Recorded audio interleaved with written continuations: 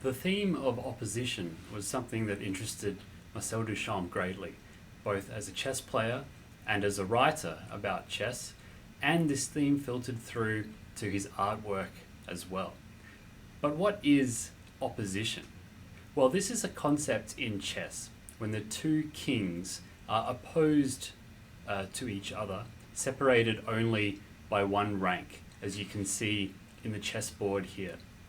An interesting thing about chess is that it is a sequential game. White plays a move, and then black replies with the move, and so forth. The players take turns to move. But the curious feature is that there can be situations in which a player prefers not to move. In fact, one would like to pass, so to speak, but this isn't possible in chess. There is a compulsion to move, which is given a curious German phrase, Zugzwang, which loosely translates as the compulsion to move, typically in situations when one would not like to. Opposition is one of the purest occasions in chess in which one would prefer not to move.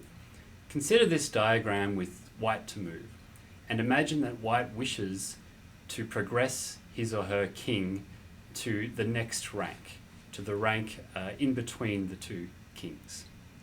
Well, if it is white's move, it is not possible. He cannot move to any of the three squares directly in front of him on the sixth rank, because these squares are attacked by the black king.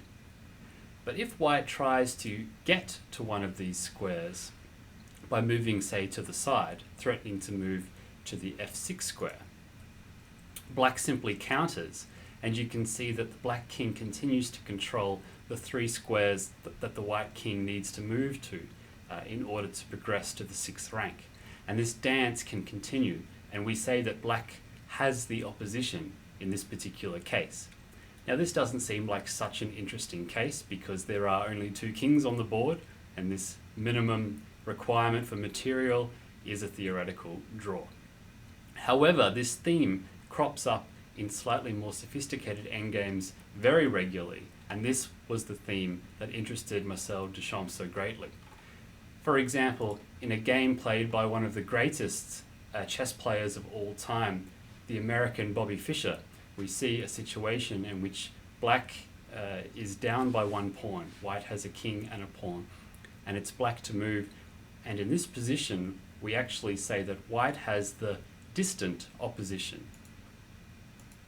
It's very similar to the situation we had before, but now there are an extra two ranks separating the two kings. But both kings are still on white squares, and white has the opposition. However, there is a square now that white cannot move to, and that is the one blocked by his own pawn. And that means that in this position, black has one and only one move to secure a draw. And of course, Bobby Fischer found that move, king to b8, with the key point that white cannot continue to maintain the opposition by moving the king to b4. And if the white king moves forward to any square, such as to this square, b5, then black can move his king forwards, and we get a very similar situation to what we saw before, where black has the opposition. Now, crucially, if white could get his king to any of those three squares with circles on them, white would win. But it's not possible because black has this opposition, and that's why the players agreed to a draw. Opposition is one of the first concepts that's often taught to juniors starting out with chess, and an interesting minimalistic mathematical game that one can play on this theme. You put the two kings in the corners, and you play the game that white must be able to attack the g7 square. That's the square with the circle around it. Can white do this? It seems like that square is a long way away, and surely black can interpose with his own king and shield out. But actually we have a situation where white can maintain the distant diagonal opposition, an even more sophisticated twist on the same concept. And this can be done with the move king to b2, maintaining an odd number of squares in between the two kings. And by maintaining this odd number of squares between the two kings, Here we have another example of distant opposition, here in a rectangular format. White can very, very carefully ensure that black can never shield the king away, such that the white king always maintains the distant opposition and can therefore eventually attack that g7 square. The key is to wait until just the right moment, such as this moment here, where instead of moving back to f3 to maintain the distant opposition, at this moment, white decides to what we call sidestep the king by moving the king to h4. Now black can maintain the diagonal opposition, but this sidestep means that white can fulfill his goal of eventually being able to attack that g7 square. After king to h5, it makes no sense for black now to maintain the opposition with king to f5, because white will reach the h6 square from which it attacks g7. The only move to stop king to h6 is retreating the king, but now white recaptures the opposition. Black must give way to either of the f6 or h6 squares, allowing white to win this miniature game. And this theme is present in Le Trebuchet, one of Marcel Duchamp's favorite chess puzzles. And again, very minimalist in that there are only 2 pawns on the board, blocked by each other. And this also introduces a related concept to opposition, that of corresponding squares, or sister squares, as Duchamp called them. Here we have a situation in which, for example, if black was to play king to e4, white plays king to c5. And we have a situation in which both kings simultaneously protect their own pawns and attack the opponent's pawn. However, this defense of their own pawn cannot be maintained if one was to move, and in this position it is black to move, and black must move the king away from the defense of his own pawn, whereupon white will capture it and win the game. So these 2 squares, c5 and e4, are corresponding. But once one realizes that if the opponent moves to one of these squares and you can, on your next move, take that sister square or corresponding square, you win, we see that black actually can do better than this variation by first playing king to e3. Attacking the d4 pawn, there is only one move to defend it by white, king to c5, and now doubling back with king to e4, reaching that trebuchet, that sort of opposition on the corresponding squares, whereupon white must give way, black captures the pawn and wins. And this is a very cute, very nice theme that crops up in many endgames and can be seen from afar by strong players. A recent example of this, featuring 2 of the strongest players in the world, Daniil Dubov from Russia and Levon Aronian from Armenia, saw a slightly deeper and more complex example on this theme. It is white to move. White has a rook and a pawn versus a bishop and a pawn, which is a superior material advantage. However, he has found it difficult to make progress up until now, and if black was to capture that last pawn on g4, the game would be a theoretical draw. However, white, the Armenian Aronian, found a very nice way to end the game quickly by sacrificing his rook for the bishop, but after king takes e4, attacking that pawn on g5 and simultaneously attacking that corresponding square. And in this position, black resigned because the only move to defend the pawn is king to f4, and then after king to h5, we get that same theme happening again, where whoever is to move loses.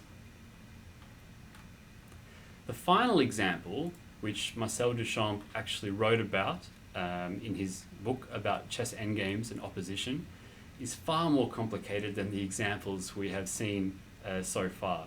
It takes the concept of corresponding squares into an extremely complicated realm. in this endgame, white has an extra pawn, but all of these pawns are blocked, meaning that it's very difficult for the white king to infiltrate behind enemy lines. And if the white king cannot get into the position by passing onto the 5th rank, then the position will be a draw, some sort of fortress.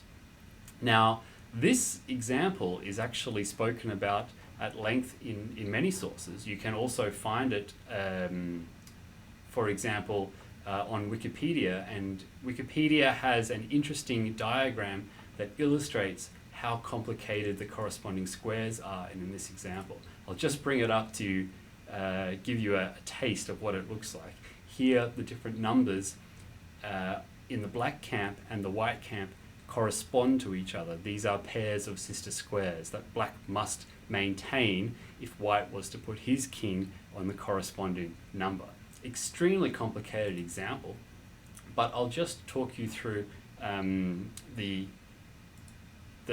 key ingredients that make this study so interesting.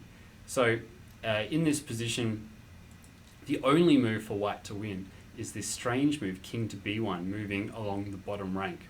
And here I've drawn circles around the 2 entry points that the white king should try to aim to get to. If the white king can make it to either of b5 or g5, white would win the endgame, which means black must be prepared to block the white king from coming through on these squares. After king to b7, the only winning move is king to c1. And here we already can see 3 pairs of corresponding squares that are quite critical. For each of the relevant colors here, if the white king was to occupy one of these circles, the black king must occupy the other one, the other of the pair. After king to c7, king to d1, king to d7, notice that the black king must move to the right of the board as the white king moves to the right, just to make sure that if the white king makes a mad dash along the way to the king side, the black king is there just in time to block him out. And now king to c2. And the reason that the white king has taken this very odd path of moving along the back rank and then up to c2 is exactly to put the black king offside, because in this position, the white king on its next move can move to any of the 3 circles. But the black king cannot get to a square that attacks any of these 3 circles. The black king is too far away for that. So the black king must make a concession. It must move to a square, say for example d8, still attacking 2 of those circles, but now no longer able to go to that 3rd key square. And so white occupies that 3rd key square. Black can still ensure that if the white king goes to c4, the black king comes to b6 and blocks it out. But now we see the key nuance for why white has taken this very strange route with the king. After king to d3, the black king is now stretched thin. It would prefer to stay on c7, where it can attack both d7 and b6, both of these squares with circles around it. It needs to be able to move to the left square in case the white king comes into c4, and it needs to be able to move to the right square in case the white king goes to e3. But it cannot maintain its position. It must move, make a choice, make a concession, and whichever one square it chooses to go to, the black king will go the other way, and that will be a win for the white pieces. And that's the example of opposition and corresponding squares.